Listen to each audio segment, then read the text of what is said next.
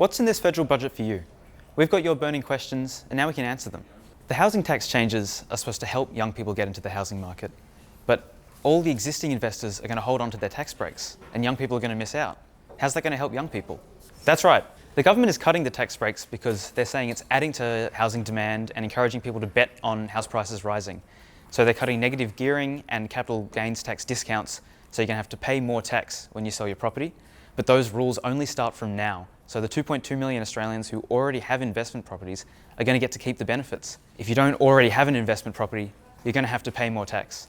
That's still a win for young people. Investors are probably going to step back from the housing market. Prices will probably rise a bit slower, and an extra 75,000 or so Australians are going to get to buy their own home who otherwise wouldn't have been able to. Why is the NDIS being cut so much? 3 weeks ago, Labor unveiled huge cuts to the NDIS, up to 160,000 people getting cut from the program, and the government expects to save about $38 billion over the next few years.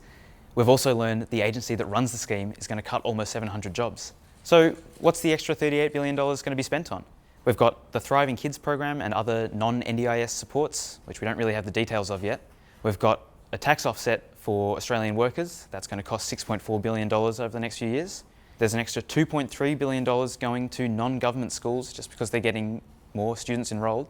There's an extra fuel reserve. There's an extra $14 billion to defence. And you add all of that up and you get $38 billion.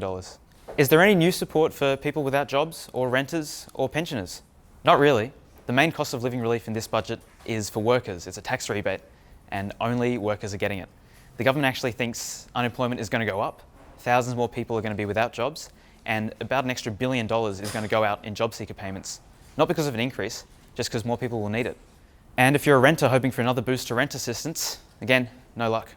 What's in the budget for prevention of violence against women and their children? There's hundreds of millions of dollars to support women and children in dangerous situations. A lot of that will continue existing programs like the extra 500 frontline workers the government funded a few years ago.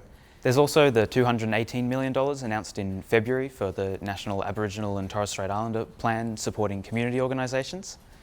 Advocates had called for bigger investment and worker strategies, but that's not coming in this budget. Have you got a question about this year's budget? Feel free to leave it in the comments.